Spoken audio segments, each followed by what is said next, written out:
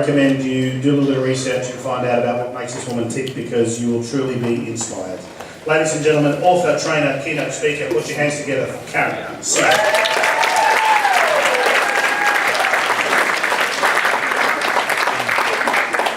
Hi, you're on the home stretch.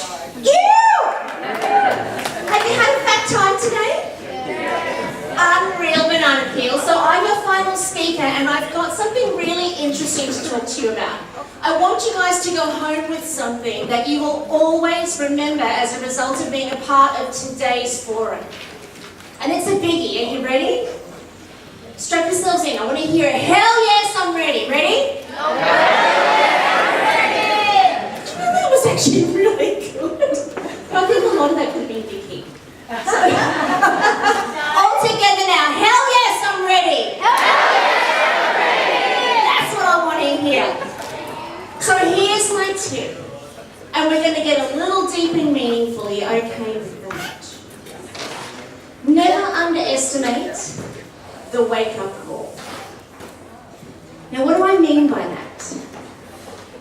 You see, our wake-up calls come in all different shapes and sizes. Our wake-up calls come in days like this, where you listen to amazing speakers and you meet spectacular people sitting on your tables. Or our wake-up calls come in our deep and our darkest moments. When our parents get divorced. When our best friends lie to us. When our boyfriends cheat on us. When we buy a dud car and it breaks down in the middle of the freeway at midnight. That happened. It's a thing. So our wake-up calls come in some pretty tragic times, but they also come in some amazing times. And here's the rub. If you're not looking, you won't see them. See, because what I find a lot of us do is we focus on the world outside of ourselves. We focus on how good people think we are. Do I look good, and does my butt look big in these jeans? How do I look? Thanks. How do I look on social media? Do I have enough followers? You know, we focus our attention on the world outside, when in actual fact, there's a whole world going on inside that I want to draw your attention to. And fortunately for me, Vicky and David have already kind of taken you there.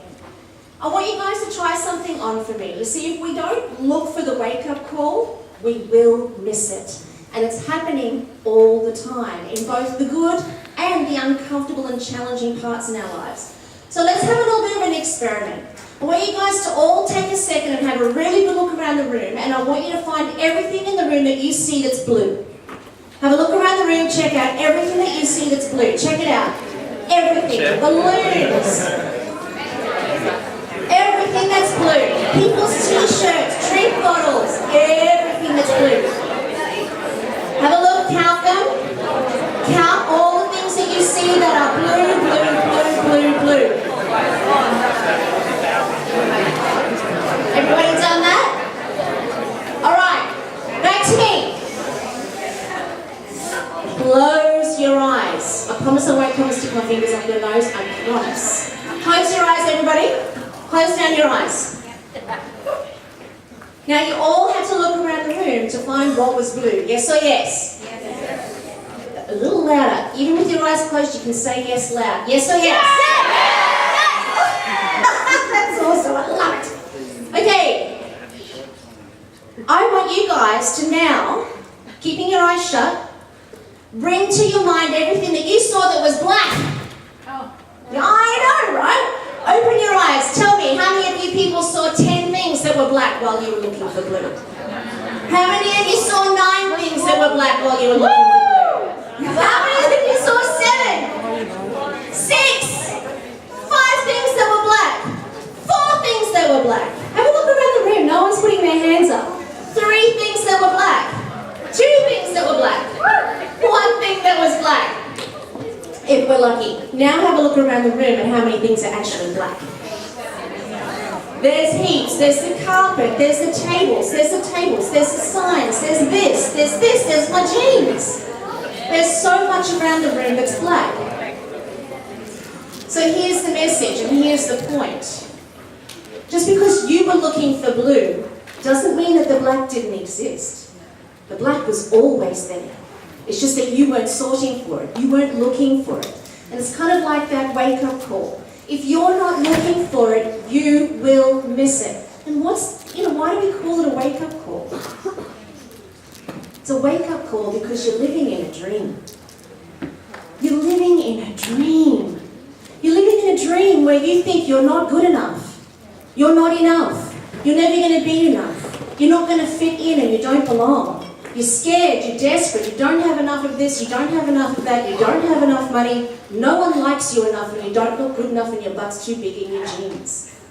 We're living in a dream where that's the conversation that occupies the space between our two ears. And that's why we call it a wake-up call. To wake you up. To raise your level of consciousness. To raise your level of understanding about what's true, right, and real about the world.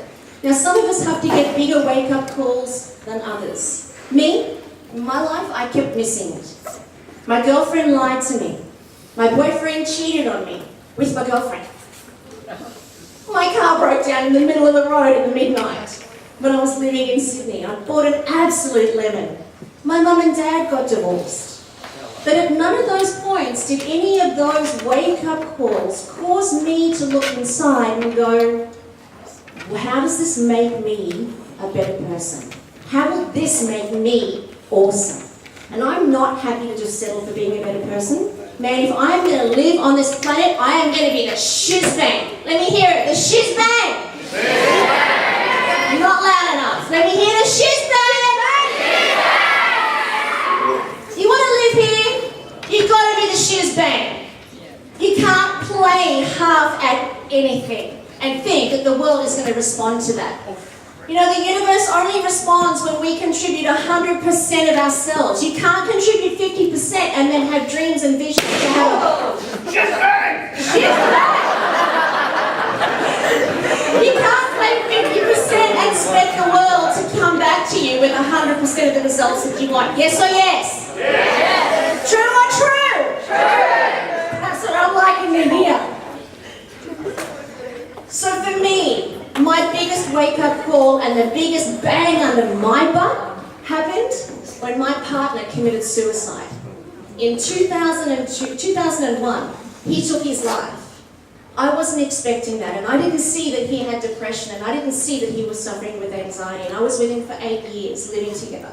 I never saw that coming. So when that happened, that took me on my own journey of self-destruction. How many of you people in the room, mums, dads and kids, how many of you guys have seen and know people who've been on their own path of self-destruction? How many of you know people who are like that? How many of you guys know people who spend their life swirling in a whirlpool of negativity and I'm not good enough and I'll never be good enough and I don't fit? And if you feel like that now, raise your hand.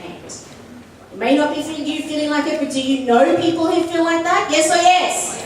Yes. Have a look at everybody, please. Just raise your hand if you know people like that. It could be you or you know people. Please, guys, look around the room. There is not one hand that's not up. We can do better. We can and we must. We must start to experience life through our wake-up calls.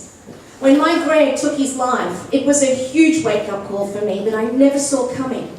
But instead of me making that into something that would make me awesome in the shiz-bang, I took that as it's my responsibility. I killed him. He should still be here, and it was all my fault. I took that on like the weight of the world landed on my shoulders. I took a nosedive into the world of depression and self-hatred where I looked in the mirror and I couldn't stand what I saw. I couldn't stand the sound of my voice. I couldn't stand what I was looking at.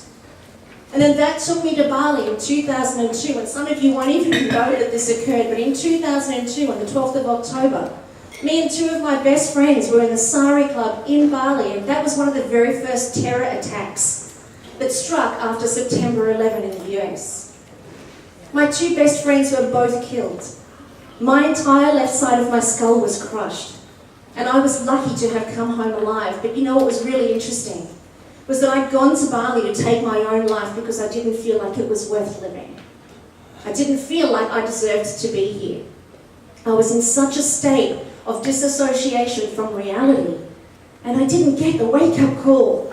But when that bomb hit at 11:30 that night in the Sari Club, that was the bang under my butt that I needed to wake me up because I was so asleep. And I want to encourage you guys, you don't have to go for that. You don't have to have a bang under your butt like that because I took one for the team. So my job is to support you guys in understanding that your wake-up calls come in all shapes and sizes, even the little things. When somebody tells you a lie or you eat a bad prawn, it's a wake-up call. It's a wake-up call to have you understand that life is going to throw you challenges. It's going to throw you contrast, and it's going to throw you change. Those are your wake-up calls. So when something happens for you that doesn't feel great, that makes you feel like you're not quite the shizbang, that's what we call contrast. If you've got a piece of paper and a pen, write this down, because I'm moving really quick. We call that contrast.